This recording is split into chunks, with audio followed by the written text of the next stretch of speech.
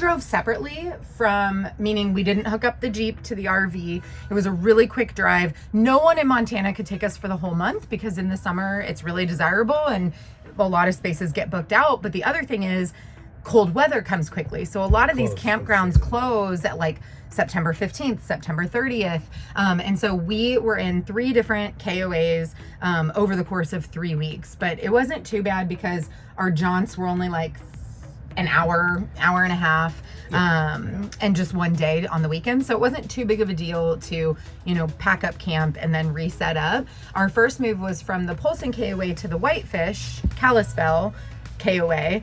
Gorgeous drive, kind of a cool park, but kind of a stressful week because it was in the middle of a pretty dense forest. So no Wi-Fi, no cell phone reception. I had a 2-day virtual event that week. Daphne does virtual school. Justin meets with clients every day and gets a lot of phone calls. So it was a little bit stressful during the time we were there, but something else that happened while we were there, just in Montana, that we have not encountered so far on our travels at all, is other full-time RV families. And there were a couple that actually all already knew each other. In Polson, we met Michael and his family, his 3 kids, played with our kids. And that was really the first time, I think, since we've left that we've seen a lot of children. And that is something that I think I didn't expect, because we've traveled the last 3 summers.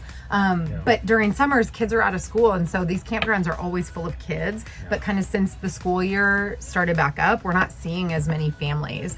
So that, I think, for me was really nice. We didn't do as much school because the social aspect is so important. The kids were just outside playing and making really good friends. They had a blast. Whitefish as a city was awesome. I felt sometimes when you visit a place, you want to do a lot of things, or you don't like it, or you love it. Whitefish was one of those places where I felt like I was at home. I grew up in Flagstaff, Arizona, which is a smaller town up in the mountains, and it had that feel to it. So I think it felt really comfortable to me. It's a really gorgeous town with a really cool downtown. A smaller lake, not as big as Flathead, but a really pretty lake surrounded by mountains. Yeah. So I really liked Whitefish. I thought it was gorgeous. I thought the downtown was awesome. I like to go to little coffee shops and work, especially in Whitefish because of our Wi-Fi and cell reception. So I found a couple cool places for that. And then they've got, get this, the nation's 3rd best dog park, which I didn't even know Did you know ranked. they ranked? But man, when you're there, all the locals want to tell you we're number 3. It was it was awesome. Cool. I'm not gonna lie to you. It was cool as far as dog parks 5 go. acres of fenced dog park, and they've got another fenced-in area inside the fenced-in area with a pond for the dogs that want to go swim. They had like the agility course for like the super smart dogs. Yeah. Katie absolutely had a blast. The first day we took her there was like 5 other golden retrievers, which was really funny. All these golden retrievers just zooming around. Hey guys! Yeah.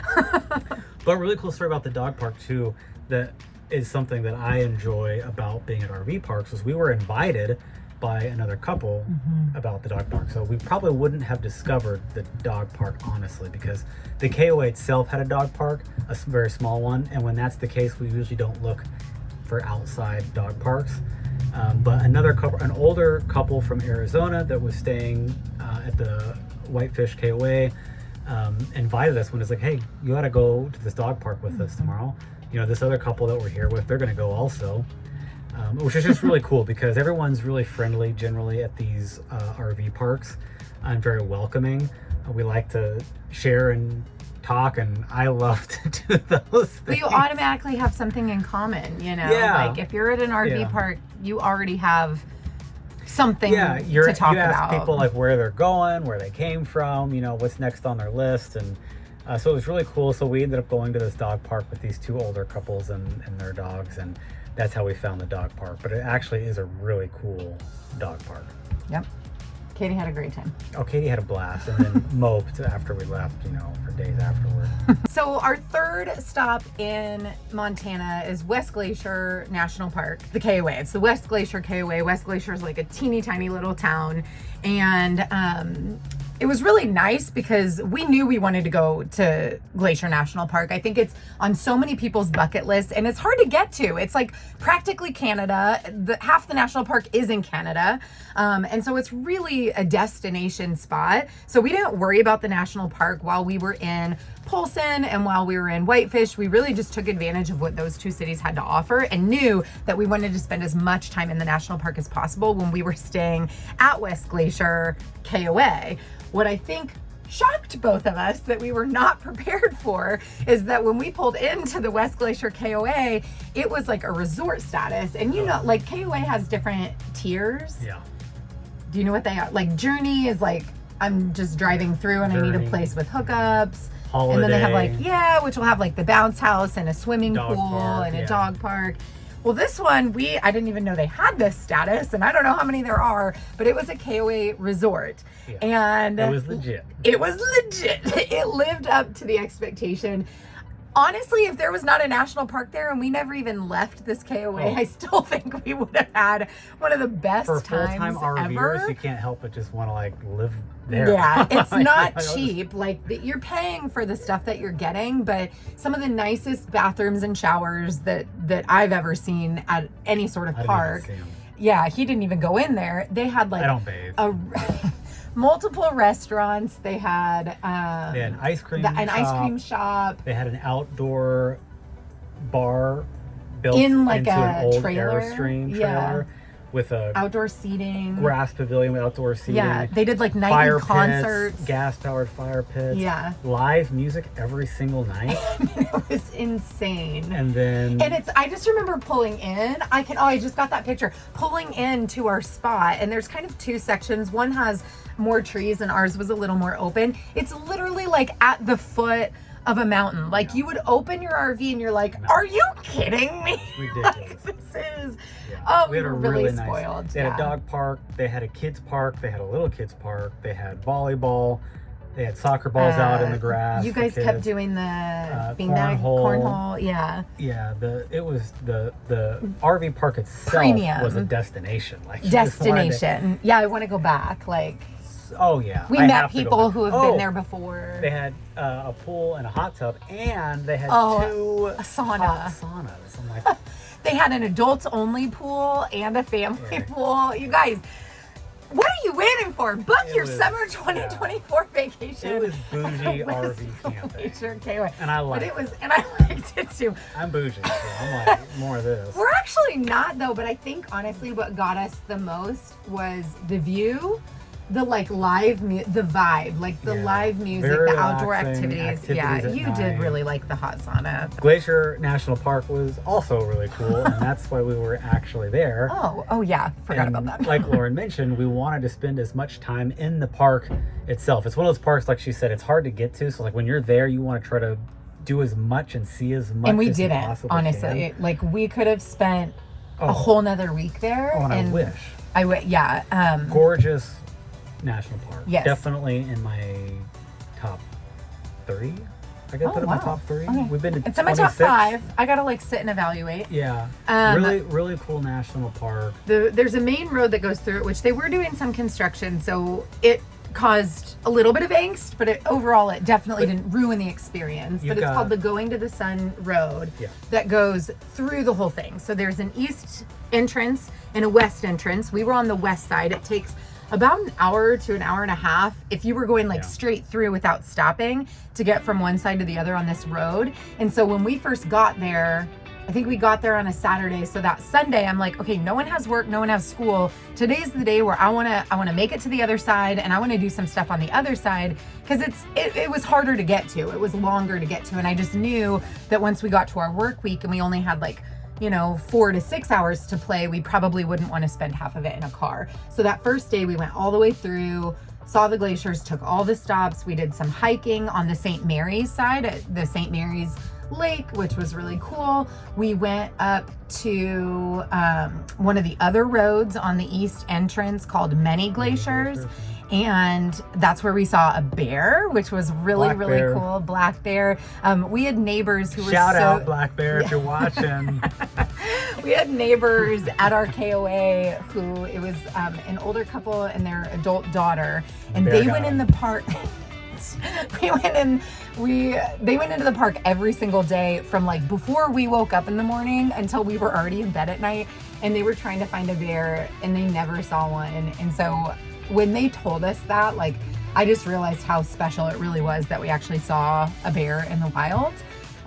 So that was really special for our family. But it was a long day, and then we had to drive all the way back at the end. So that was kind of hard. I think for the kids, for most of it, they were kind of like, okay, we saw it, like, we're good. This KOA is awesome.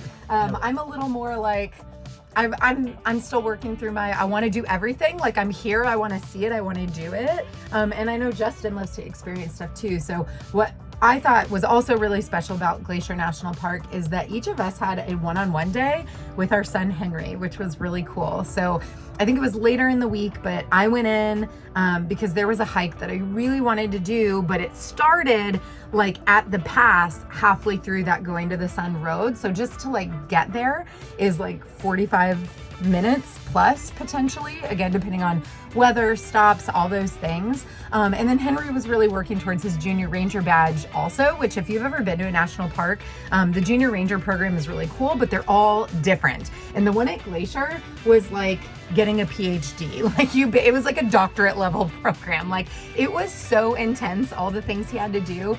And even when we went and turned it in at the end of the week, they like said he missed something and made him go take like an hour-long lecture class to be able to earn it. I mean, it was kind of crazy, but it was worth it and it was awesome. And so we were able to go in on that day. It happened to be like the coldest day that we were there. It was actually, there was a little bit of snow on us. There was snow on the ground. It had precipitated the night before, but we went from like 65, I think, degrees. Maybe it wasn't that warm that day. Maybe it was more like 60 at the campground when we left to, we went on the hike that I wanted to do that was in the middle of the park, and it got down to the 30s. So Henry scored an extra Glacier National Park sweatshirt just because I was like, what is something I can layer on this kid? Mother-son Sunday, right? Mm-hmm. Are you excited? Yeah. What did we just load up on? Snacks. Snacks! How's it going? Good. What are we doing? Going on a hike. What are you wearing? 2 sweatshirts, 2 shorts, and pants. How many pockets do you have? 8. It was just a really great memory, and we had so much fun. So much fun that I was like, hey Dad, you should go try this the next day. Yeah, I had work the previous day, so I couldn't go in, so I really wanted to go back and go on a hike, and it was cold and rainy. And I honestly think that hike was why I ranked Glacier so high on my list, because it was by far my favorite hike I think I've ever been on. Yeah, you can do so much in a national park sticking to the main grounds, but one of my top favorite national parks is Redwood, and it was something that we never would have done if we wouldn't have talked to a ranger about like, hey, we have this much time, here's what our family likes, where should we go? And they like made this recommendation, and it's like magic.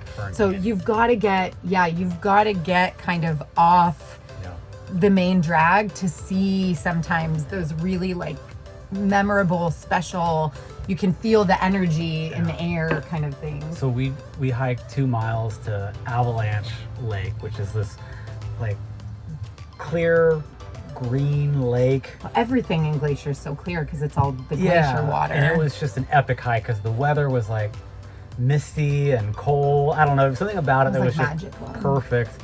And Henry did so well hiking. Oh, no complaints. Yeah, no. 4 miles cumulative, two there and 2 2 days back. in a row. We literally, you've got mountains, glaciers, rivers, waterfalls, and lakes, like all in one hike, and you're just like, oh my gosh, oh my gosh, oh my gosh, like it just keeps going every turn. But it was a really cool hike, and it really just hammered home how beautiful Glacier National Park was. Montana's gorgeous. I think we'll definitely be back. if it's on your bucket list, make a plan to go. Again, it's not always the easiest place to get to. It's a total destination. I wish we would have had more time there. I think we've said that about several places we've been, and especially the places that we were already in for like 3+ weeks. It just shows that, you know, it's kind of not enough. And for us, it's definitely made us, starting in Golden, Colorado, also very much in Montana, it's making us have a lot of conversations about like what we want this to look like, and how do we sort of slow down and enjoy more, knowing that, you know, the RV world is kind of crazy. Like after COVID, it blew up. A lot of stuff does book out far in advance. And how do you marry those two things together of being able to go with the flow and like being in the moment with not missing opportunities because you weren't looking ahead. So I think that's, you know, what we're always talking about and looking at as we continue on this adventure. But Montana is just, it's beautiful. It's awesome.